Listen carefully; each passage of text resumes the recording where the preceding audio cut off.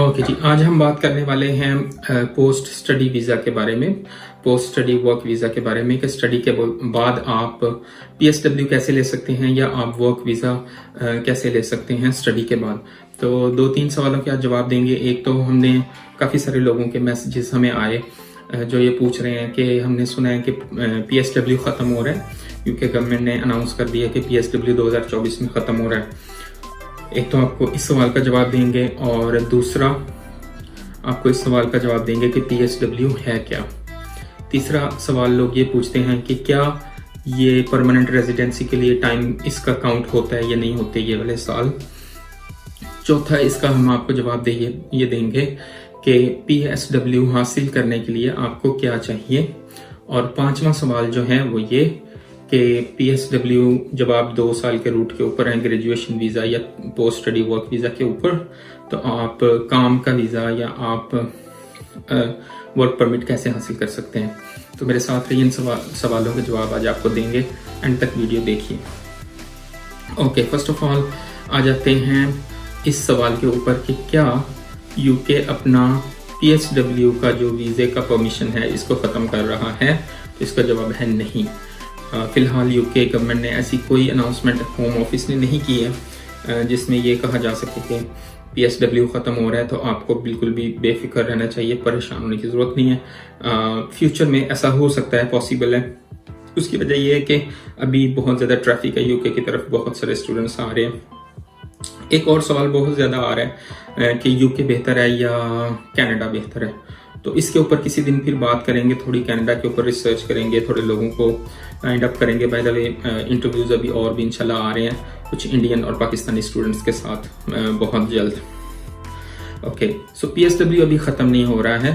इस सवाल का जवाब आपको मिल गया। अब आप बात करेंगे कि पीएसडब्ल्यू बेसिकली है क्या, या पोस्ट स्टडी वर्क वीज़ा या ग्रेजुएशन वीज़ा जिसको बोलते हैं, ये है क्या चीज़ और इसके क्या फ़ायदे हैं। तो बेसिकली ये चीज़ ये है कि अगर आप अपनी स्टडीज़ कंप्लीट कर लेते हैं और आप ये वीज़ा ले लेते हैं तो आपके ऊपर कोई रिस्ट्रिक्शन नहीं है 20 आवर्स पर वीक वीज़ा के लिए, वर्क के लिए। आपको 24 आवर्स आप जितना चाहें काम कर सकते हैं। ये आपके ऊपर है, आपको कोई प्रॉब्लम नहीं है। आपको कोई कंपनी अगर जॉब ऑफर करती है, आप किसी भी कंपनी में जॉब कर सकते हो, तो आप बिल्कुल काम करने के लिए आज़ाद हो। और ये भी लोग पूछते हैं कि क्या इस वीज़ा के ऊपर हम पाकिस्तान या इंडिया या अपने किसी भी मुल्क में जा सकते हैं या आ सकते हैं। तो उसका जवाब है जी हाँ, आप जा भी सकते हैं और वापस भी आ सकते हैं। और एक सवाल ये भी लोग पूछ रहे हैं कि इस पीएसडब्ल्यू अप्लाई करने के लिए आपको कहाँ होना चाहिए। तो पीएसडब्ल्यू आप यूके में रहते हुए अप्लाई कर सकते हैं। अब आपको बताते हैं कि इसके लिए क्या रिक्वायरमेंट्स हैं। इसकी जो सबसे बड़ी रिक्वायरमेंट है वो ये है कि जो आपका कोर्स है, अगर फॉर एग्जांपल आप ग्रेजुएशन कर रहे हैं या आप मास्टर्स डिग्री कर रहे हैं, तो उसके बाद ही आपको 2 साल का वीज़ा मिलना होता है। और अगर आप पीएचडी कर रहे हैं तो मेरी इन्फॉर्मेशन के मुताबिक वो आपको 3 साल का पीएसडब्ल्यू देते हैं। तो पहली रिक्वायरमेंट ये है कि जो आप डिग्री कर रहे हैं वो डिग्री आपकी बिल्कुल कंप्लीट होनी चाहिए और सारे मॉड्यूल्स पास होने चाहिए। और इनकेस अगर गॉड फॉरबिड आप फेल हो जाते हैं किसी एक मॉड्यूल में या आपकी असाइनमेंट्स रह जाती हैं, तो यूनिवर्सिटी क्या करती है, वो आपको एक एक्सटेंशन दे देती है। आपके वीज़ा में भी एक्सटेंशन दे देती है और आपको स्टडीज़ में भी एक्सटेंशन दे देती है ताकि आप अपना ये क्लियर कर सको। तो वंस आपकी डिग्री बिल्कुल कंप्लीट हो जाती है तो यूनिवर्सिटी क्या करती है, ये आपका होम ऑफिस को इन्फॉर्म करती है कि जो आपकी डिग्री है ये आप सक्सेसफुली कंप्लीट कर चुके हो। तो जब आप पीएसडब्ल्यू के लिए अप्लाई कर रहे होते हो या पोस्ट स्टडी वर्क वीज़ा के लिए अप्लाई कर रहे होते हो तो आपको डिग्री लगाना भी ज़रूरी नहीं है, ये एक मैंडेटरी डॉक्यूमेंट है। तो यूनिवर्सिटी होम ऑफिस को ऑलरेडी पता होता है कि आप ये पास कर चुके हो। और दूसरी रिक्वायरमेंट इसकी ये है कि आप जितनी देर तक यहाँ काम करते रहे आपकी अटेंडेंस पूरी थी और किसी भी तरह का आपके ऊपर कोई क्रिमिनल रिकॉर्ड आपका नहीं है, कोई क्रिमिनल केस नहीं हुआ, आप किसी चीज़ में कन्विक्ट नहीं हुए ड्यूरिंग योर स्टडीज़। तो अगर आपके ऊपर कोई कन्विक्शन नहीं है, कोई ऐसी चीज़ नहीं है, तो ये भी ज़रूरी है। अगर ऐसा कुछ है तो जब आप फॉर्म फिल करते हैं तो उसमें पूछा जाता है कि क्या आपका कोई ऐसा रिकॉर्ड है, तो आपको बताना पड़ता है। और तीसरी रिक्वायरमेंट ये है कि आप ओवर स्टे नहीं हो यहाँ पर और वो आपसे आपका प्रूफ ऑफ एड्रेस पूछेंगे जहां आप रह रहे हैं, उसका बैंक स्टेटमेंट या कोई भी मोबाइल का बिल या यूटिलिटी बिल आप उसके साथ लगा सकते हैं। तो ये तो हुआ आपके जो डॉक्यूमेंट्स की रिक्वायरमेंट है ये पूरी हुई। और पैसे इस पे लगते हैं तकरीबन, अगर सारा कलेक्टिवली देखा जाए तो 2000 पाउंड के करीब आपके पैसे लग जाते हैं, जिसमें तकरीबन 2 साल का वीज़ा अगर है तो तकरीबन 1248 पाउंड जो हैं वो लग जाते हैं, 1248 पाउंड्स इसके लिए आपका जो हेल्थ इंश्योरेंस है उसके लिए। और इसके अलावा तकरीबन 700 जो है वो वीज़ा आपकी होम ऑफिस की फ़ीस है। उसके अलावा जब आप फिंगरप्रिंट्स के लिए अपॉइंटमेंट लेंगे तो तकरीबन 125 के करीब आपका वो होगा। तो ये कुल मिला के आपके इसमें पैसे लगते हैं और तकरीबन विद इन फ्यू डेज़ आपका डिसीजन आ जाता है। अगर आप यहाँ पर लीगल हैं, उस टाइम के ऊपर आपका वीज़ा है, जिस दिन आपने नई एप्लीकेशन प्रोसीड की थी या आपने एप्लीकेशन डाली थी, तो डोंट वरी, कभी कभी कुछ लोगों के वीज़ाज लेट भी होते हैं, मगर उसमें आपका कोई मसला नहीं है। अगर इन बिटवीन आपका टाइम ख़त्म भी हो जाता है तो वो कोई प्रॉब्लम नहीं है, आप बिल्कुल 100% इलीगल हो।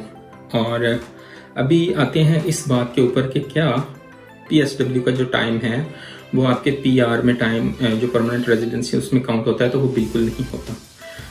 उसका जो है उस अनटिल और अनलेस आप एक स्पॉन्सरशिप नहीं ले लेते, आप वर्क परमिट पे नहीं आ जाते, तो वो 5 साल आपके स्टार्ट नहीं होते। वो वहाँ से स्टार्ट होंगे जिस दिन आपको वो जॉब मिली और आपका वीज़ा इशू हुआ उस कंपनी के साथ।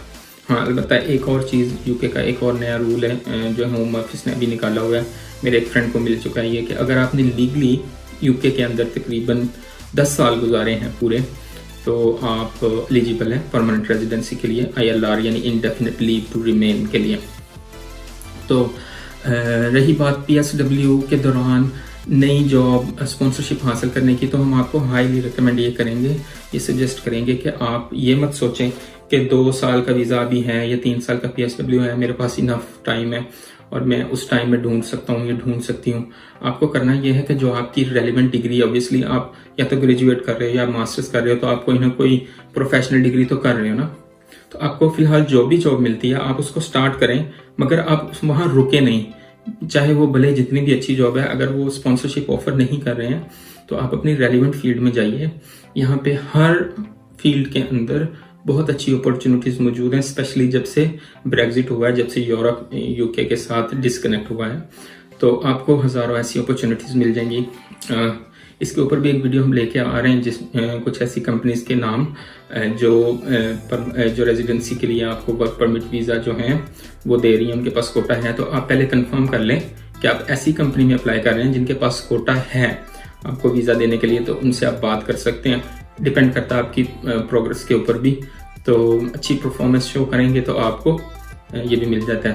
तो दैट्स ऑल फॉर टुडे। अगर कोई क्वेश्चन है, कोई क्यूरी, कोई सवाल ऐसा आपके ज़हन में, या कोई ऐसी चीज़ जो मैंने यहाँ कवर नहीं की, तो प्लीज़ आप मुझे ज़रूर पूछिए, आप मुझे कमेंट कर सकते हैं, तो उसका जवाब हम आपको कमेंट्स में देंगे। अगली वीडियो तक के लिए थैंक यू वेरी मच।